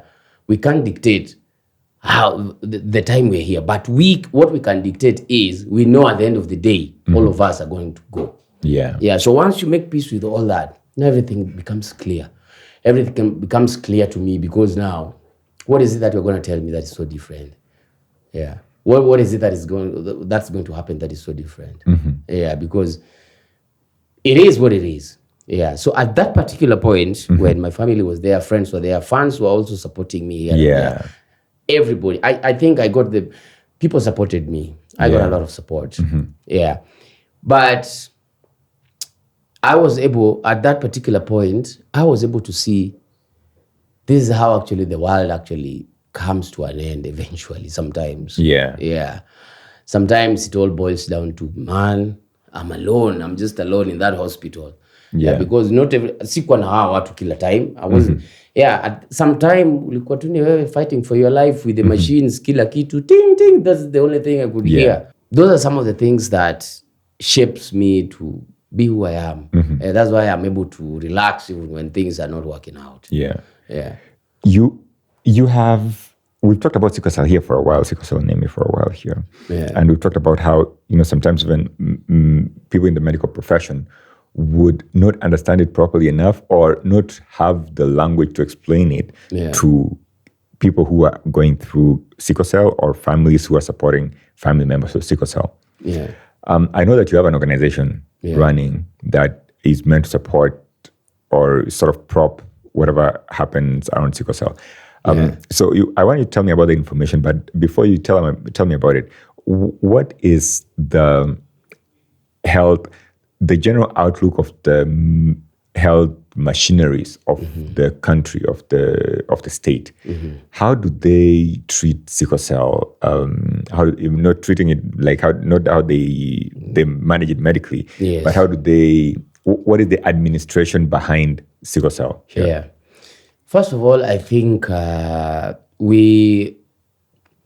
Kenya and the country and the whole world is actually making good steps towards managing of sickle cell as a disease, and also to different warriors. It's different the way it was then, and the way it is now, because at least right now we say there are a few developments that have been in place, like for the bone marrow transplant. There's some places that is already working, but it's yet to get to Kenya, maybe because of financial complications or stuff like that. It's still very expensive. But then again, if I leave the bone marrow transplant, stem, gene, isozote, I would still say healthcare is very expensive in this country. And it's very, very expensive, especially for we warriors. It's very, very expensive because as a warrior, there are drugs that you have to use daily. And ukiweka hizo madawa in a day I use, like, let me say me personally, because I'm in Nairobi, I use folic acid, I use hydroxyurea. Hydroxyurea, one tablet is around 70 bob, folic acid is 10 bob, that is 80. If I was outside Nairobi, I would use another one called Paludrin. Paludrin is around 40 bob, thereabout. Is that a different one from these two? Yes. Or, okay. So when you take Paludrin, you don't take folic acid and no. hydroxyurea? No, the reason why I don't take Paludrin is because in Nairobi, you don't get affected with malaria. But outside Nairobi, you get affected with malaria. So because of that, then you need Paludrin. So if I'm to go outside Nairobi right now, I'd be on Paludrin, I'd be on folic acid and hydroxyurea. And for other warriors, they use something also called Pain V. Those are 4 drugs. Painkiller ujaika hapo ndani just in case you have painful crisis. So all those 4 drugs in a day, if I was to use them, I would not use not less than 300 bob or 400 bob. About. So imagine 400 bob daily. Daily use. Hakuna weekend ati weekend simezi dawa. Ni Monday to Monday. So imagine out there someone who is not doing so well. Unaweza pata kuna kama mama fulani akona watoto wake 3, all warriors. Na huyo mama anauza tu maybe mahindi tu kwa some nearby school hapo. How do you think she survives? So it becomes very, very expensive. The SHA that we have in place, it only works on the books. But when you go kwa grao, ukenda OC, the first thing they tell you, no, we can't do this. SHA does not cover this. You have to pay in cash. Watu wangapi hawana you cash? So many people. So unapata, hiyo sijaongea story ya dietary plan, nutrition plan. I haven't even talked about that yet. So include your dietary plan. In a day, you'd find that a warrior, for them to live a normal life, they'll have to use not less than 500 bob. Worst case scenario. Who is a warrior? A warrior is a sickle cell patient. We call them warriors because, man, the fights that we do out here, so we normally call ourselves warriors. So you're a sickle cell warrior. And so you need to be generally financially okay in order to live as a warrior. Because the alternative is death. If I don't do that, if I don't take folic acid, my iron will be down. And if my ions are low, I can't do anything. Sina nguvu. My HB levels will go down. Will go down if I don't take hydroxyurea. HB is hemoglobin. Yes, hemoglobin. Yes. If I don't take Paludrin, malaria itanimaliza. Because those are things that I have to. It's not negotiable. So that's why we were actually pleading with the government. If they can help us subsidize the cost for these drugs for the warriors, just the same way we have cancer patients. Cancer patients, you see them, they have, I don't know if it is, the medication is subsidized or free. I don't know. One of those things. They are either subsidized or something. So we need something. We need a center for sickle cell. Whereby this is only for warriors only. This is where we do management, we go for checkups, we do for, all those. But we don't even have one in the country. Hata moja tuna. Everybody is sort of fighting for themselves, is what you're saying. Yes, everybody's fighting for themselves. So imagine if the government could intervene and actually create for us one center for sickle cell. People would travel from any corner of the country to go to that particular hospital. Yeah. So there's still a lot of adjustments to be made in this particular field. And in some places, kuna places I've gone that I end up treating myself. Because there are doctors, yes, there, but they don't understand what's happening with you. Yeah. They understand sickle cell. Because they don't have the experience. Yeah. They've never met it in actual life. Yeah. How many patients would you say? Is it very... We're not a lot. Okay. I don't think we would go past 1 million. I don't think we would go past 1 million or something. Yeah, but the data is there with the Ministry of Health. Yeah. Yeah, let's try pull that data up and put it up over here. Well, SCAF Kenya is doing a very good job. SCAF Kenya has the data. Yes. So they can always give us the data. But it's something, we are a handful. Yeah. But yes, we need this intervention so that we can also live a normal life. Is this something you think someone like the president could make a decree and change? Yes. Yes. Do you think the president has met any sickle cell warrior? I don't think so. Okay. I don't think so. If you had the opportunity to meet him, yes, which I believe you will, if you haven't already, what do you think you would tell him? I would tell him to make the drugs free and easily available. Yeah. We start with there. Drugs free and easily available. So you could have the money, but they're not easily available. Yes. So you could have the money, but you still don't have the medication. I'm in Nairobi, but the number of times you can go searching for that hydroxyurea. A lot. There are people who are outside Nairobi, they call us, people who are in Nairobi, to send them drugs down in the villages because they are not there. And why are they not available? Exactly my question. Is it that they are not stocked by the pharmacists, or is it that somebody is hoarding them so that they can artificially fix the price? I don't know what exactly is happening, but bro, out of 10 pharmacies or 10 hospitals, only moja utapata iko na hiyo dawa. Yeah. Na maybe iko very expensive. Yeah, instead of 70 utapata unauziwa hata, because outside Nairobi it's even way more expensive. You'd find hydroxyurea one tablet 100 bob. Yeah. Damn. So it is a serious issue. That's the only thing I'll tell the president. Make it free and make it available. Yeah. So what is your organization doing then?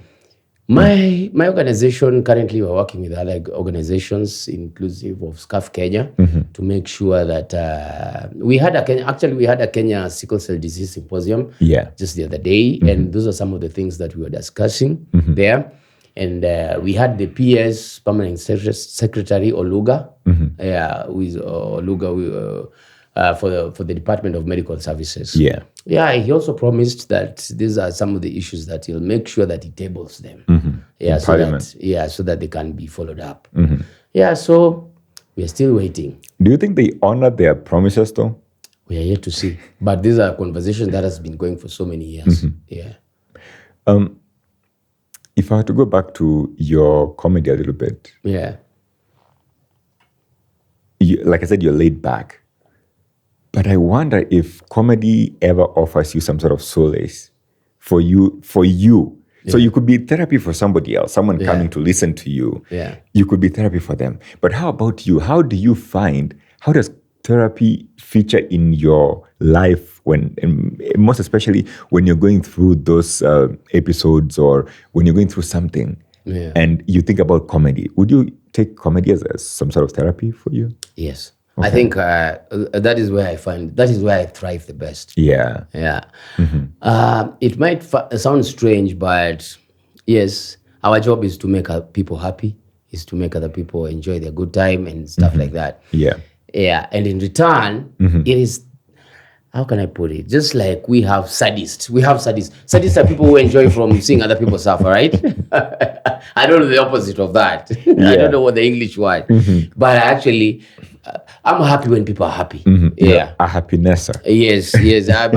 If even one day someone says, hey, Akuku Danger, mi leo umenitengenezea siku. My job is done. My job, that's all that I need to make my day.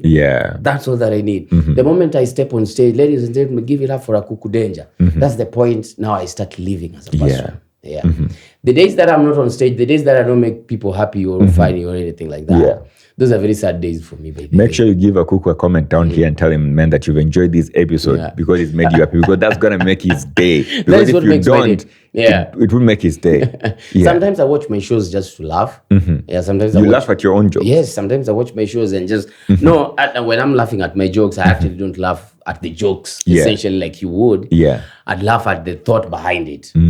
Yes. Because I can't imagine myself sitting down and looking at my jokes and then laughing. I don't think I can. The thought pattern behind it. How did I think about this joke? How did it come? Nilikuwa nafanya nini? Those are the things that now lights up my day. So there's a pattern to writing the jokes. You just don't write. I know, you just don't write. Okay. I might have a punchline. Now that's the difference between a professional and someone who, sikuna tu wale watu wenye pia use just some places, you guys, they make you guys happy, they make you laugh. But if you give them a microphone, they cannot make people laugh. We have people like that, right? True, of course. Yes, it's because the art of writing. And the art of God's gift. I think that is just now God. You started writing your jokes when you became a proper comic. Yes. Before you became a proper comic, you were just, coming up with things from your head. Yes. So, and you became a proper comic when? When I joined the campus now. Okay. When I started going for now auditions at Churchill. Is there someone who stands out to you, like, I don't know, a role model or somebody who you would turn to and say, this guy was my role model when I wanted to become a comic. This is the guy I was thinking about. Yeah. Is it? There are different things that I would borrow from different comics, but one of the best comedians that actually ever did it for me was Sleepy. Sleepy is a very good comedian. Yeah, Sleepy David. Sleepy David is a very deadly. He lives somewhere in North America now, right? Yeah. No. He's around. Oh, he's around? Oh, you're talking about David the Student. Oh, yeah. Never mind. Yes. You're talking about David the Student. Yeah. Yeah, Sleepy is a very good comedian, and he's quick on his feet. Yeah, he's quick on his feet. He's a deadly MC. So there's some elements that I really loved about Sleepy when I started being a comedian. And I think he's one of the guys that pushed me to become a professional MC. And then we have Captain Otoyo. Yeah, Captain Otoyo, I also had to borrow a few things here, get inspired by a few things, the way he does his craft. He has just landed. Yes. So I wouldn't say there's one particular person. But there are different people that shaped me in one way or the other. It's Sleepy, but Sleepy tops the list. Would you say that these guys, they were equally invested in you growing? Because one thing I've liked here, so sometimes I ask anyone who inspires you in your craft, who inspires. So, for example, I would ask a fellow podcaster who inspires your podcasting, and someone would say somebody like Joe Rogan, or I don't know, Candace Owens, I think is the name, or Stephen Bartlett or something like that, and those would be the names they give, but they wouldn't give accolades to anyone that is either local here in Kenya or someone that they can even reach within their circle. They're always talking about someone who is far away, who has made a very doesn't big even thing, know they exist, a behemoth of a movement going on. So, for example, a comic would be, when I think about Dave Chappelle, Kevin Hart, and of course, there's inspiration from there as well, because those guys have a very nice craft and it's going for them. But inspired by the fact that you mentioned guys that you not only grew around, but also within your reach, that you could reach out to, hey, man, or Toyo, how do you craft this? How do you do this? How do you write this? And stuff like that. And I think that becomes important. Yeah. It's very, very important because... How did they inspire your comedy? How would you say any of these guys inspired your comedy? Is there a specific thing that you can think about and say, you know what, when I thought about Otoyo, for instance, he inspired my comedy, or Sleepy David inspired my comedy. This inspired me to become a professional MC. And do you always keep in touch with them? Even right now. Funny enough, these are guys that we still work to date. These are guys who would call me up. Cooks, I have an event, I can't make it. Unaweza nishikilia. Or Cooks, I have this event here and here. Come through, let's do it together. So these are guys they've inspired me consciously or unconsciously without them knowing. Yeah. But yeah, there's just a few things I've been able to learn from their craftsmanship, from their professionalism, how they do their stuff. Yeah, Sleepy, you should watch a few shows of Sleepy. Sleepy is very quick-witted. Yeah. He thinks on his feet, and he's very, very funny. Yeah. The energy always top-notch. Yeah, stage presence, top. So those are just some few things I was able to copy here, and not copy per se, but for lack of a better term. Yeah. Yeah. Otos, the same. Otos is very good with professional audience. Yeah, with corporates. Yeah, so good. Yeah, so I was able to borrow a few things, how he conducts his corporate audience, because corporate audience is different from wedding, it's different from university students. Those are different audiences. Yeah. If you learn how to cut across, you're good to go. So if you can marry the two and mix a little bit of a Akuku Danger in there, man, you have a super dope MC. Yeah. Yeah. So those are just some people. Yeah. And in terms of writing, because you have to learn how to write a joke. Yeah. I might have that joke in my head, but if you don't write it, if you don't know how to write it, itaishia tu hapo. Yeah. Yeah. I still have my first book yenye nilikuwa naandikanga jokes mpaka wale uziko. Yeah. So comedians have like a physical book where they write their jokes. Yes. So it becomes like your story. And is it important for you to write by hand, like cursive writing, or can you type in your computer on your phone and keep it there? The reason why your phone can always get lost. Okay. I know someone would say, you can always back them up, but that's a lot of things. Yeah. Personally, me, I write them because the reason, as a performer, the way you write is the way you'll talk. Most chances are there. If I write a joke down, it's able to stick in my mind. I'm able to do it over and over and over again. Yeah. And I'm able kuifungua into more other jokes. Yeah. But if I just think about it, one line, and then I'm in my head, I'm like, okay, I'll do it. Yeah. Ni hivyo. Yeah. But what separates the best from is writing. You have to write, man. You have to write. Of course, if rappers write their lines, wewe mbona usirite na wewe ni comedian? If Akuku Danger would write down the names of all his kin, who are you? Not write your jokes. Yes. But bro, you come from a big family. Yeah. A super big family. Yeah. Right? Being grandkid number 1967 is what you said? Yes. Here I have a pair of scissors. Yeah. So a friend of mine told me that you decided to go and snip and snip your ability to continue your grandfather's legacy. To procreate. Yes. I don't know. First of all, I don't know. I mean, these scissors, I was just looking at these scissors. They were lying on the floor here. And I was like, this would make for a good prop over here. But why would you, if you want to look at them, you can have a look at them. But what is the inspiration behind that? Of course, we can laugh about it, but you might have a serious reason behind it, and I want to know. So why would you do that? Well, I said that once, and everybody was like, "Hey, Cooks, why would you do that?" So for to set the record clear, is it true or not? Yes, it is true. Okay. Yeah, and the reasons for doing that is what I'm about to say does not reflect the thoughts of any sickle cell warrior out there. It's simply my opinion. Yeah. And my opinion is this.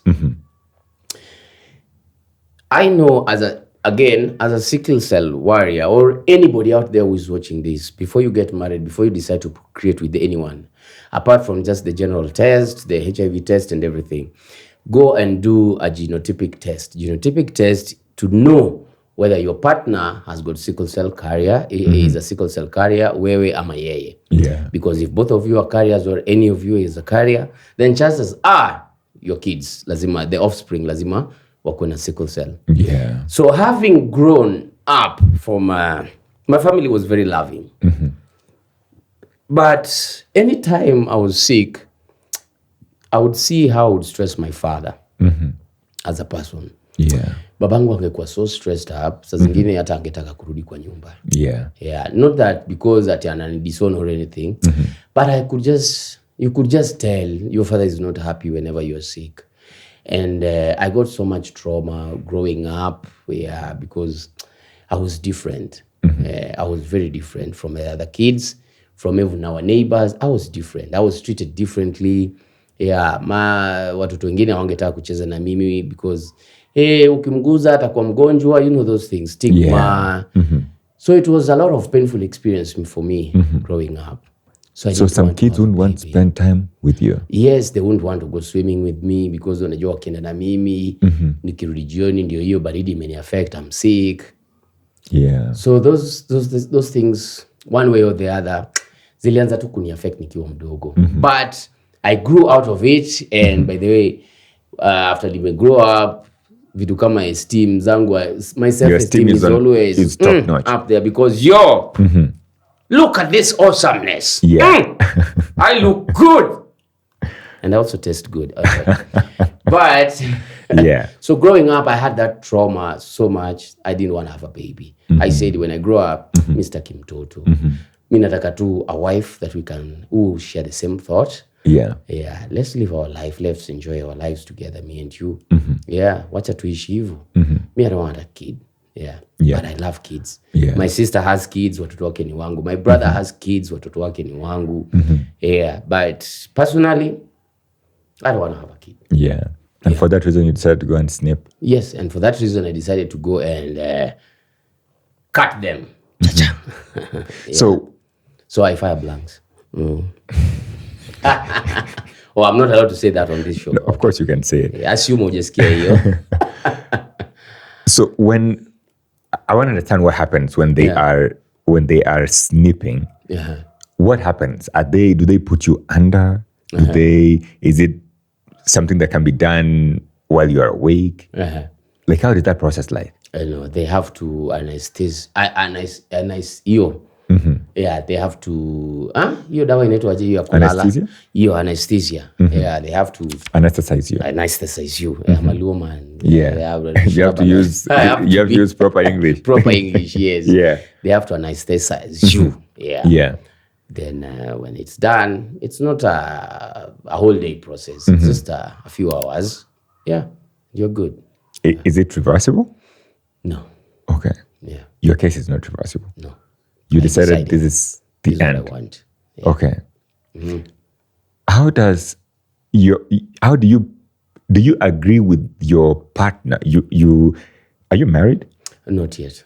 So not yet. You don't have a partner yet? Yes. And so your partner, you have to agree together that this is what I am and this is what you're getting. Yes. Okay. You either take it or leave it. Either way. But you said you love kids. I do love kids. Yes. So would you be okay with your partner finding kids either elsewhere or? Nah, I don't want kids in our marriage. Okay. Not even through adoption. Not even through anything. Yeah. I just want the two of us. Yeah. And I don't know if that makes me selfish, but bro, if you were in my shoe, growing up, it was a very, very painful episodes for me. Yeah. So many. I believe you. I can't imagine the number of times I was normal. Yeah. Yeah. You were normal fewer times than when you were sick. Your normal was being sick. Yes. My normal was being sick. Pain. Yes. Pain.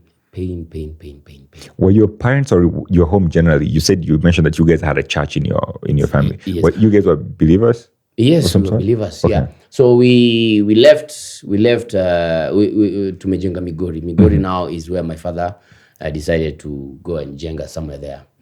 So in Migori, yes, my dad is a Catholic. Yeah. And my mom is a Protestant. Yeah. So I also grew up in a Protestant kind of a background. Yeah. Yeah. So faith-wise, how does this affect you? Because I'm imagining that you're growing up in Migori. It is possible that some families can talk about, bewitching. Man. Some people can talk about, I don't know, that Jesus doesn't love you.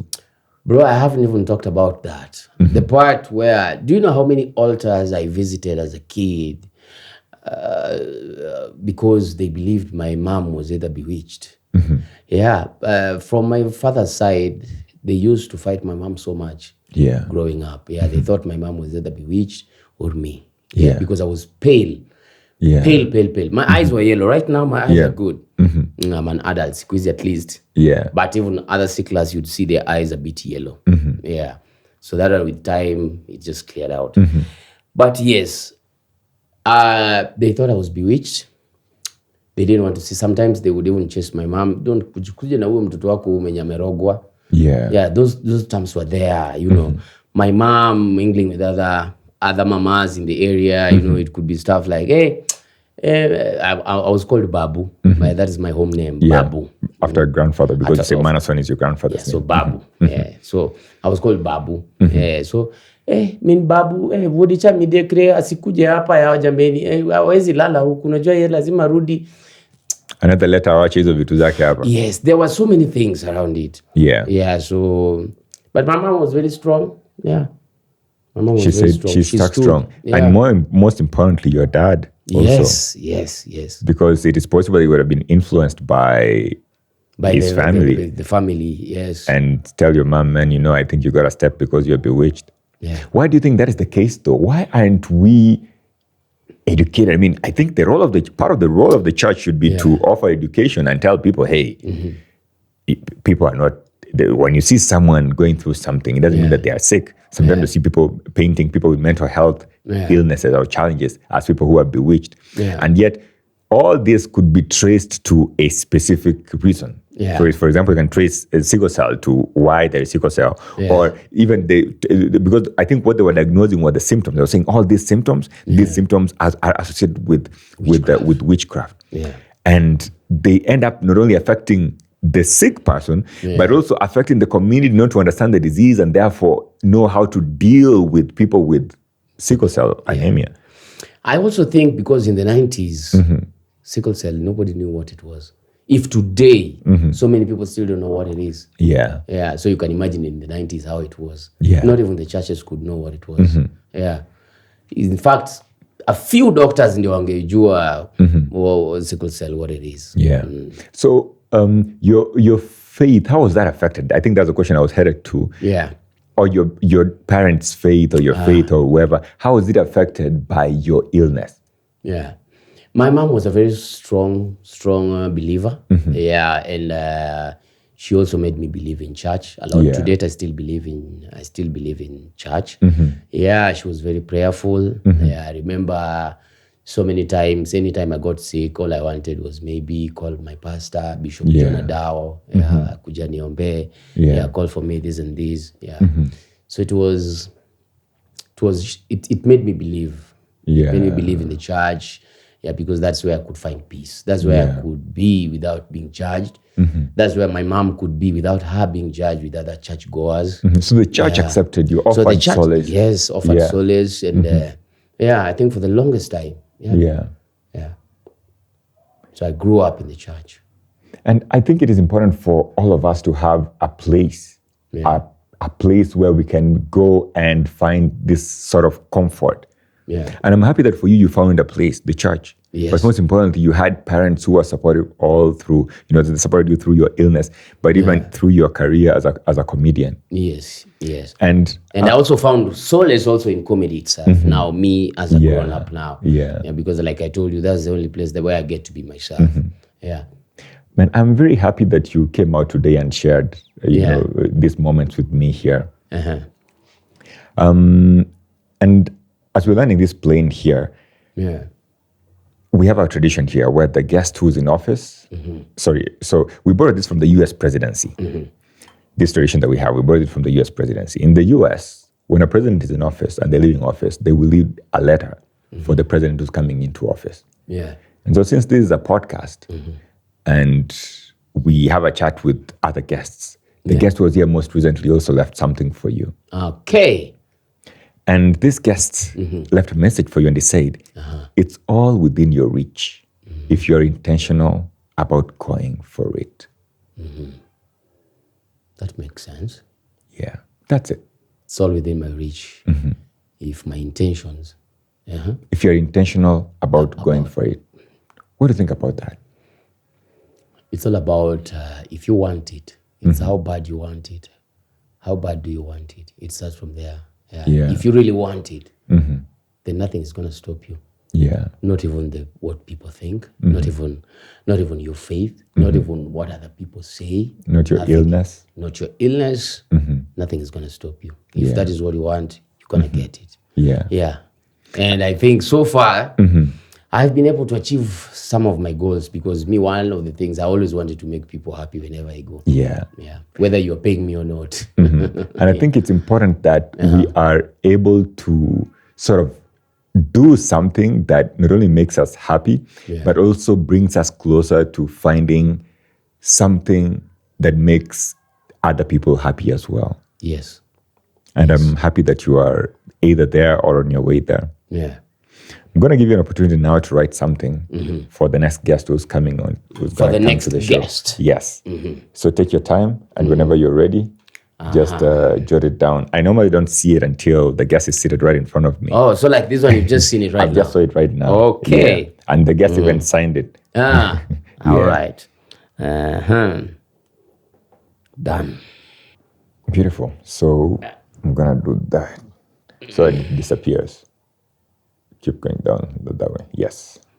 That's great. Okay. I haven't, but you've hidden it. No, like that. I don't want to see it. Oh, you don't want to. Yeah. Okay. Yeah, these were my notes for this episode. Okay. I mean, Akuku sitting here with you has been awesome.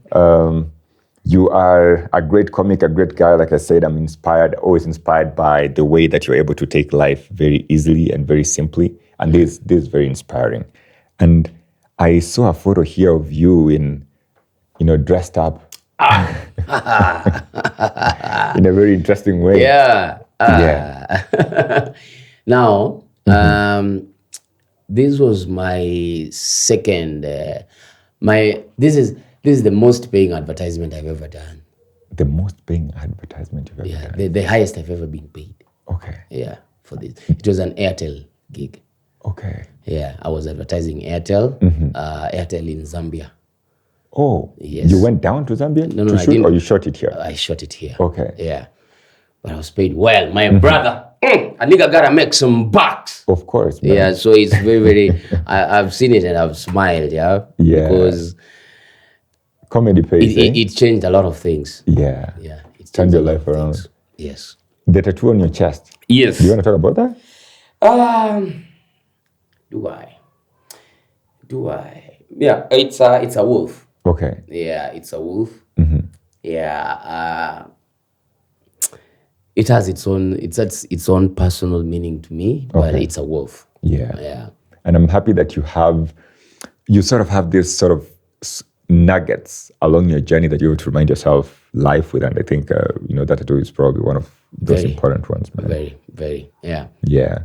Thank you. Thank you very much for hanging out with me, man. If people are listening to us and they didn't hear anything, what is the last thing you can leave them with so they can go and remember Mr. Akuku Danger with? Yeah. In case you didn't get anything from this interview, from this podcast, from this sit down, at least take this one home. In whatever you do, no matter how hard sometimes life gets, please take a few minutes, pause, relax, reset, unwind, carry on. Yeah. Beautiful. Don't be so hard on yourself. Yeah, don't be so. This life that we chase every day, bro, it's all gonna come to an end one day. Yeah. So whatever doesn't keep you awake whatever keeps you awake at night, stressing you over, anxiety, sometimes just sit, pause for a moment. It will get its path. It will take its course. Yeah. Don't be hard on yourself. Don't be too hard on yourself. Yeah. Hii life tunaweza tengeneza 1 million leo na kesho uende. Yeah. So at least enjoy life, man. Enjoy life in your own way. Yeah. If going to church makes you happy, enjoy that. Yeah. Yeah. Beautiful. Yeah. This has been the Couch Connect. I've been hanging out here with Mr. Manason. Oh, Joey Ochieng.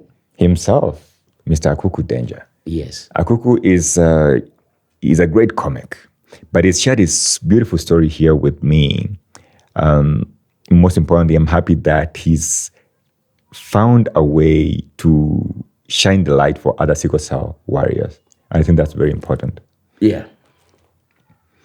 This is the Couch Connect. If you have been on this episode so far and you haven't subscribed to this channel yet, I think there's something wrong. Please go and subscribe. Akuku, do you have any YouTube channel or anything like that you want to send folks to? I have YouTube channel, but it's not really active at the moment. Where do you want to tell people to go and find you? You guys can find me on social media. I'm on Instagram, I'm on TikTok, I'm on Facebook. All my pages are verified. Yeah, but above all, if you get time, please come to my inbox. Let's talk about Center for Sickle Cell. Let's see how you can support some of the young warriors that we have in there. Some of the young mothers who are caregivers, they still don't know what to do with their warriors. Please come support them. Come support them in one way or the other. Buy them a tablet, buy them drugs, I don't know, buy them food. Yeah. Support them in any way you can. Or any warriors that you find around you, because they're there. And also to the upper class, for lack of a better word. Yeah. By the way, Joab, do you know so many upper class? I've been so many audiences. There are so many people who still hide their kids who have sickle cell. They hide them. Yeah. The guys who are wealthier folk. The people who are the wealthier folks. Yeah. I don't know why they hide their kids, but anyway, one day maybe when I'm wealthy, I'll be able to know why. But you'll start hiding yourself. Yeah. No, maybe I'll start hiding other kids. I don't know.